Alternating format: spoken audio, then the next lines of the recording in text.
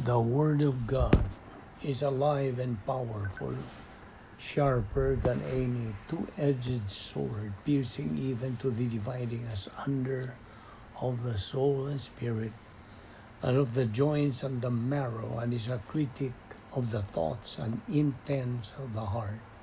All Scripture is God-breathed and is profitable for doctrine, for reproof, for correction, for instruction in righteousness, that the man of God might be mature, thoroughly furnished unto all good works.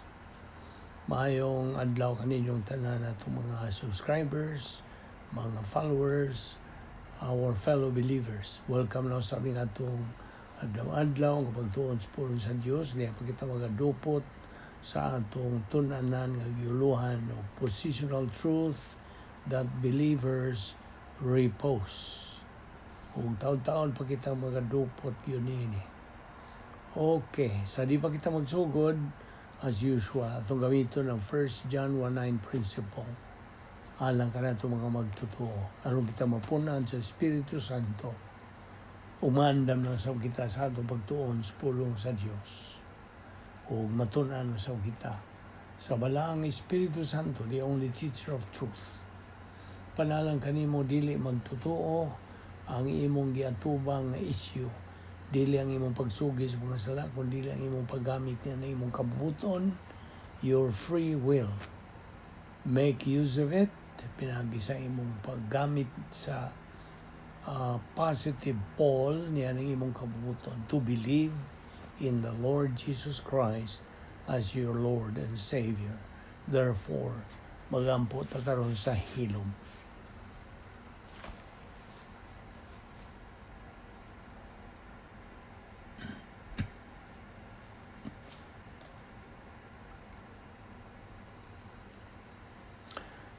Balaan na mga Diyos, nagapasalamat kami kanimo unas tanan ni lain sa mga adlaw nga among gipahimuslan sa pagtuon sa imong pulong sa imong pagdala ka namon ni Dapita aron kami mapapadayon sa among pagtuman sa among buluhaton ingon nga imong mga anak ang pagpakaon sa tagsa namong kakalag aron kini magatubo ang tumagakamot sa iyang tumong nga maong espiritual ng paghamtong. Salamat o Diyos na among Bible study. Pinagi sa YouTube channel sa Vic Balbido Evangelistic Ministry. Kining tanan, among gipasalamatan sa ngalan ni Ginoong Jesucristo. Amen. Positional truth that believers repose. Atong aulihan karon ng Santiago Kapitulo 3 versikulo 14. James 3:14. Nagkanayon kini sa in English. But if ye have bitter envying and strife in your hearts, glory not and lie not against the truth. Now, inumdumi, o atong inumduman na sab, ang duha ka nagkaatbang nga mga kahanas. Two opposite skills. Spiritual skills versus arrogant skills. Well, spiritual skills, we have self or spiritual self-esteem, spiritual autonomy, and spiritual maturity. Versus atbangan kini sa arrogant skills, na ihakin ni Satanas, of course, self-justification, self-deception, and self-absorption. Okay. Now, ni ay mga Grigong mga pulong angay natong masayran. Kung bahin ini atong pagtuon, no? To teach, sa Grigong pulong is didasko.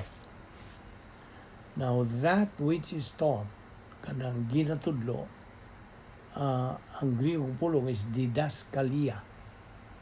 Apan ang magtutudlo, ang nagatudlo, the one who teaches is didaskalos. Now, ang Griego pulong sa pastor-teacher, kay kining pastor, hyphenated kini with teacher. Dili gyud mahimong buwagon ka sila. A pastor must teach Bible doctrine. Pastor, teacher. So, ang Griegong pulong is poemen kai didaskalos. Naana sa Episyo 4:11.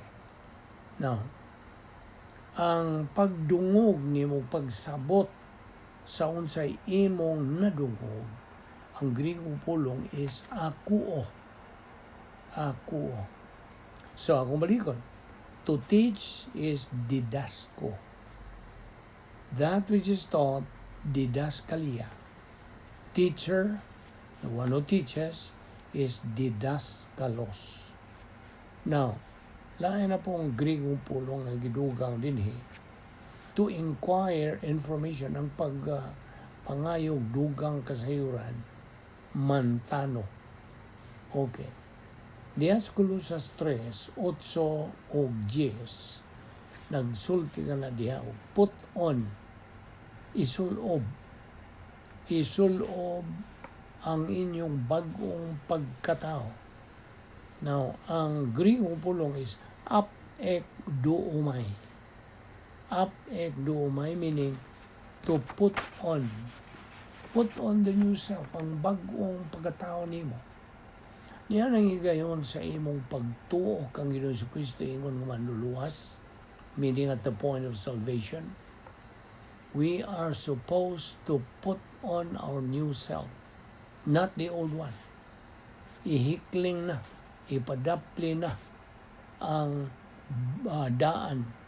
Put off the old, like lying, blasphemy, uncleanness, inordinate affection, evil concupiscence, covetousness, which is idolatry, and fornication. Mortify therefore your members, which are upon the earth. Nas Colosas 4:5. Sa laing bahin, ato namaning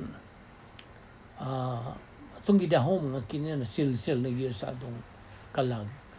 Ang Kristyanismo dili relihiyon. Okay? Christianity is not a religion. It is a way of life. Ang Christianity. Now, ang katawanan God is that na ay mga tao nga moingon nga ang Christianity kuno is the oldest religion. I just do not understand where they got that concept. Diyan good na makatuni. Akong balikon nga Christianity is a relationship to God. It is a way of life. Paagis pagkinabuhi. Now, ang usa ka Kristohanon magtutuo ni Kristo nga karnal, tuwa siya magapuyo sa dapit nga gigamhan ni Satanas, dapit ni Satanas, the cosmic dynasties. Kining maong magtutuoha nga karnal is living a lie. Nagkinabuhi siyang bakak nga matang sa pagkinabuhi. Now, it is only being spiritual as a believer that a believer lives the truth. Nas Colosas 3:9. So, muna, diya sa Colosas 3:8 o 10, nagamando ka na itong mga magtuto. Put on, isulob, your new self, your new man, up ek duubay. Mga na Griegong pulong. Now, unsay imong ihikling, unsay imong ipadapli na, huwag tango na, ang lying, blasphemy, uncleanness, inordinate affection, evil concupiscence, covetousness, which is idolatry and fornication. So mortify therefore your members, which are upon the earth. Colossians 4:5. Ninomdom ka ba? As a review, ingon nga magtutuo, niya higayon nga imong nadumog ang maayong balita sa kaluwasan. Tumuo ka kang Ginoong Hesukristo ug ikaw maluwas. Mga buhat 16:31. Niya higayon na. Diha ka sa dapit sa imong pagpili. You are right there at that point for you to make your decision. And then you know, and we know as believers, that the most important decision a person can make is to get saved. Pinaagi sa pagtuo niya kang Ginoo Kristo ingon nga iyang maluluwas. Mora ang paagi nga ang tao maluwas. So therefore, ang imong kahimtang, gipapili ka, kay gihatagan ka og stimulus, pag-agda, pag-aghat. Tumuo ka kang Ginoong Hesus, so ikaw maluwas. Og diha-diha, mihimo kang desisyon. Miingon kang, Amahan nga Dios, mutuo ko kang Ginoong Kristo nga akong manluwas. Father, I believe. Diha-diha. Gibalhin ang imong panahon ngadto sa eternidad. Kay nahimo ka ng magtutuo o nahimo ka ng luwas. So mao kadto ang positional truth nimo nga nadugtong ka na kang Ginoong Kristo hangtod sa kangtunan na kanang imong pagkadugtong paghayo sa kaniya. That was the current positional truth niya itong pagkahitabo nimo. Unya, di naman na matangtang ka na imong kaluwasan, dire sa ubos, ana ay gitawag og pakigambitay nato ni Kristo. I mean, pagkigambitay sa Dios, fellowship with God. Now, kining fellowship, pakigambitay, matangtang kini sa diha nga mohimo tag sala, mubuhat og sala. Diha-diha yun. Mahigawas ta, gikan sa mong pakigambitay. But ang imong kahimtang luwas, di na matangtang. Sabtag yun na. This is just a review. So current positional truth, di na matangtang. And that's where you repose as a believer. O ang ubos lagi katong pagkikumbitay, matangtang ka na sa panahon nga kita makahimo og sala. So, ang Dios nagkasangkap gyapon paagi nga kita mahibalik sa atong pagkikumbitay sa Dios pinaagi sa 1 John 1:9, the rebound technique. Pauntol na pud tagikas gawas balik sa sulod sa atong fellowship with God. Pinagi sa pagsugid sa tanan ng mga salang nabuhat ni ana nga dawa, tanan nga mga salang na mahinumduman nato ato isugid. Ug kadtong hinahikalimtan nato mga salang nabuhat, i-appeal ra na kana og nakalimtan gyud nimo, dili kay mo gituyo yung kalimot, no. Ang buot pasabot nga human mo hinganli, imong gi-admitir, imong giangkon nga kabuhat kanina ng mga sala, at itong tanang mga sala, papason diha. O, unsa, mahimo na po ka mo balik, di kay mahimo, tuwa, automatic ang imong pagbalik sa imong pakig-ambitay sa Dios. Okay? Fellowship with God is restored by using the rebound technique of 1 John 1:9. If we confess our sins, God is faithful and just to forgive us our sins and to cleanse us from all unrighteousness. Na mo kini ang iwakli o ihikling o tangon na nato kadtong mga old self nato. Okay. So I hope na klaro nimo na. I know some of our fellow believers have forgotten all this, kini mga basic, mga pasiuna o sinugdanan ng mga pagtulunan. Colossians 3:10, unsa isulti, ang imong pagkabag-ong binuhat ginabag-o to be maintained in order to reach capacity for life. Otherwise called capacity righteousness. Unsa may mga paagi nga magkabuot gyud nato kini capacity for life, capacity righteousness, pinaagi sa persistent intake of post-salvation epistemological rehabilitation, Operation SLBA. Now, diha sa Colossus 4:5, akong malikon, walk in wisdom and redeem the time. Now, tuod, ang atong relasyon kadto sa Dios, ang porma niini vertical, pasaka.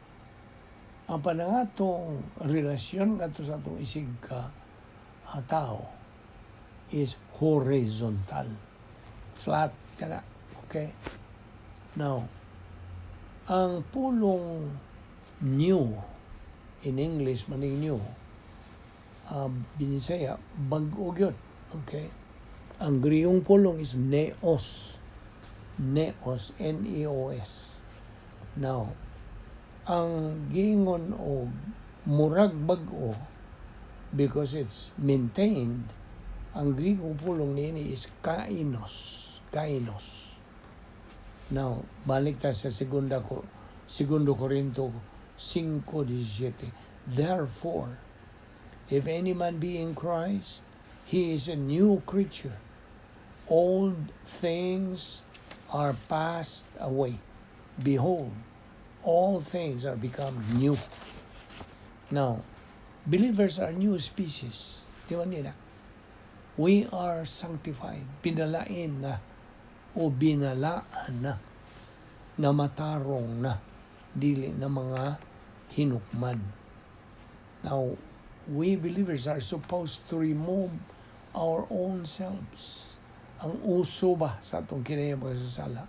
O atong isulob ang bag-o natong pagkatao. Okay? Kaya natao matapag-usap. We are born again. We are regenerated. So, nahimo na tang mga anak sa Dios o nahimo tang sakop sa harian panimalay sa Dios. So, mao kini ang mga punto atong diha kanimo sa diha nga imo na kining hikling o imo na ipalain, imo na nang wagtangon, wakli na ning mga uso sa atong kinaya magsasala. So isulob na nato ang atong bag-ong pagkatao. Kay naay atong tubong, which is capacity, righteousness. Mao ni atong objective of every believer to be developed ug maron kini pinaagi sa judicial righteousness. Now, it is a special privilege kanato mga magtutuo to kanang avail of God's spiritual assets aron kita makakabot nining capacity stage. Post-salvation epistemological rehabilitation na kana sa Episode 4:20 ug 21. Learn mantano, learn Christ mantano.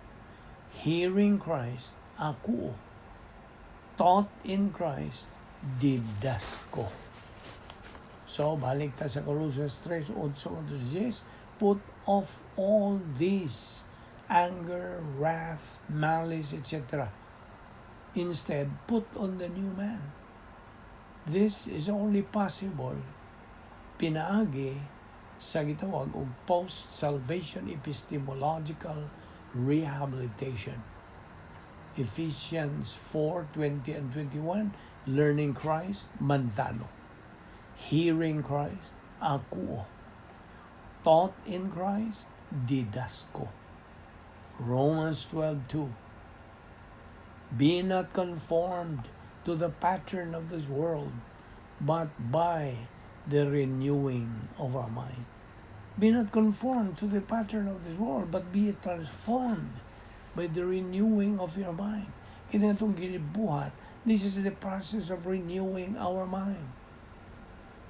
Now, kini ang atong objective, ang atong tumong nga makabot unta nato kining holy, sanctified, hagios.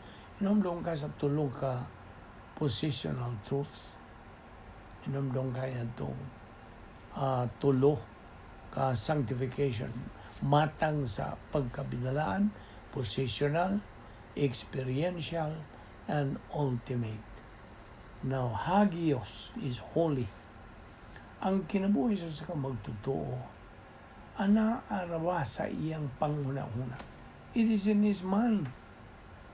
In other words, the spiritual life is what is in the believer's mental attitude. Besides, the Christian way of life is a mental attitude life. Unsay na sa sulod sa imuna-una, mao ka na ikaw as a believer. Di ba nina? So kung why so di ay imong panguna-una sa panguna-una sa Dios, no divine viewpoint thinking, then ang imo rin yung magamit sa imong panguna-una, mga tawhanon, kalibutanon, mga ngilad, mga dautan, you see? So, you fail in your being a Christian to transform your mind by renewing your mind. So, bisan ikaw magtutuo na, luwas ka na, hindi ka matay ni mo, ito ka sa langit, ang imong kinabuhi din sa kalibutan, makaluluoy. Sama ka nas di magtutuo. Kasabot ka? No, maka-afford ka ba? Can you afford to be in that state na nagkaigtaga? O niya atong challenge. Hagit kini. This is the main thrust sa atong ministry to spread the gospel. Pagpasabot ni ganito sa kina na suukan ang dapit ni kalibutan ang madungog kinistanan ang tanan makahimo og desisyon mudawat ba sila musalikbuhay ba sila. So this is the main thrust ni atong ministry, to spread the good news of salvation and to teach Bible truths ngadto sa atong isig kang magtuo aron kini manggitubo diya sa grasya kay balukang Ginoong Hesukristo. Magampo ta. Balahan na mo nga Diyos, salamat ini grasya na mong ipahimos na ni adlaw, inawag kini mahimong dugang panalangin sa among kinabuhi. King tanan, among gipasalamatan sa ngalan ni Ginoong Hesukristo. Amen.